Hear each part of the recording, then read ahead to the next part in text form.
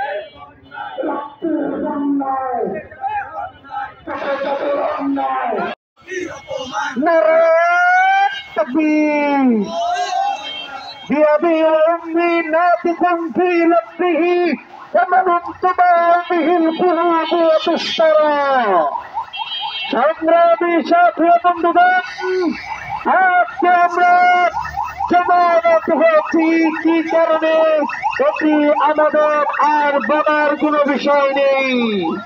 আজকে আমাদের হৃদয় আঘাত উঠেছে আমাদের প্রাণের স্পন্দন বিশ্বনবী হযরত মুহাম্মদুর রাসূলুল্লাহ সাল্লাল্লাহু আলাইহি ওয়াসাল্লামের মান এবং শান নিয়ে আমাদের পার্শ্ববর্তী যারা দিনাজপুরে জনৈক হিন্দু উগ্রবাদী কুলাঙ্গার সবুজ দেশ কূটনীতি করেছে। আমরা প্রশাসনের কাছে এর বিচার চাই, প্রশাসন যেন অতি সত্ত্বর এবং তাকে বিচারের আওতায় নিয়ে আসে।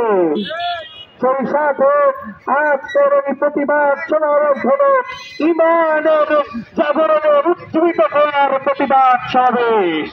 কিন্তু দুঃখ এবং পরিত্রাপের বিষয় হল মিলাদে আলোচনা হাজার হাজার মানুষ হয় ওই সমস্ত পবিত্র কোথায় যারা আমার নবীর অপমানের আয়োজনে আসতে পারে না। দুঃখ এবং অত্যন্ত হৃদয় দিয়ে আজকের এই প্রতিবাদ সমাবেশকে আরম্ভ করছি। প্রতিবাদ সমাবেশের শুরুতে গুরুত্বপূর্ণ বক্তব্য হেফাজতে ইসলাম বাংলাদেশ ঠাকুরগাঁও সদর উপজেলার সংগ্রামী সভাপতি জনাব হযরত মাওলানা মুফতি হারুনুর রশিদ সাহেব।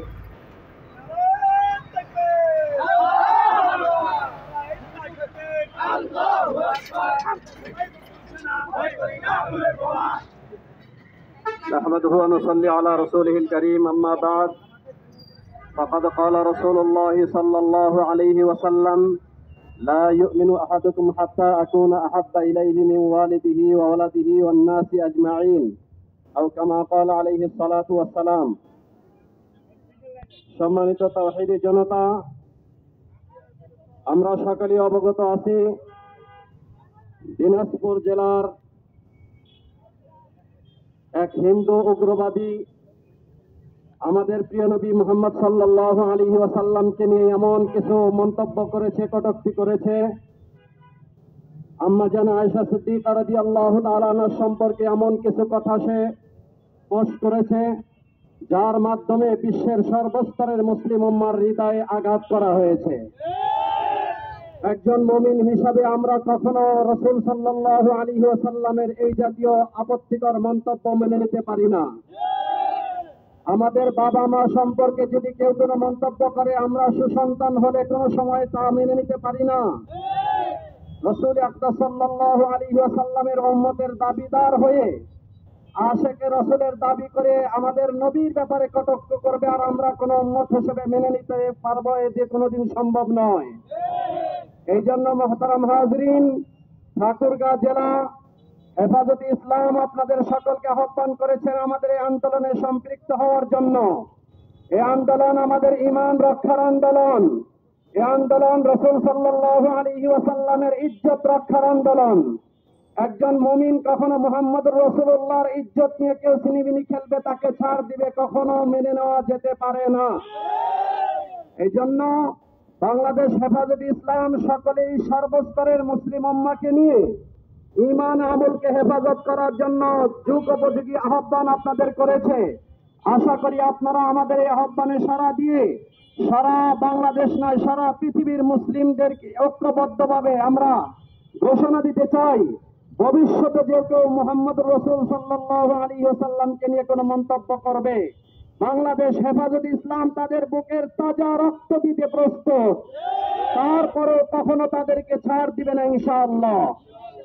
আবার যদি প্রয়োজন হয় নাস্তিক মুরতাদদেরকে দাফন করার জন্য যেভাবে আমরা হেফাজতে ইসলাম শাপলা চত্বরে উপস্থিত হয়েছিলাম, আবার যদি এই জাতীয় মন্তব্যের কারণে আমাদের শাপলা চত্বরে উপস্থিত হতে হয়, আমরা উপস্থিত হব ইনশাআল্লাহ।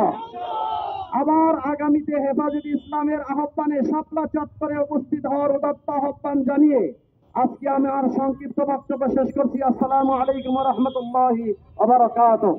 ওয়া রাহমাতুল্লাহি ওয়া বারাকাতুহু। ইন্নাল হামদুলিল্লাহ ওয়াস সালাতু ওয়াস সালামু আলা মান লা নাবিয়্যা বা'দা। আমরা সকলেই অবগত আছি, আমাদের জেলার পার্শ্ববর্তী জেলা দিনাজপুর জেলায় সবুজ দাস নামে কুলাঙ্গার আমাদের নবীকে নিয়ে কটূক্তি করেছে। এটা মুসলিম উম্মাহ কোনোভাবেই মেনে নিতে পারে না। তারই প্রতিবাদে আজকে আমাদের এই প্রতিবাদ সমাবেশ। এই প্রতিবাদ সমাবেশ থেকে আমরা প্রশাসনকে এটাই জানাইতে চাই, বলতে চাই যে আপনারা অনতি বিলম্বে এই সবুজ দাসকে গ্রেফতার করে আইনের সোপর্দ করুন।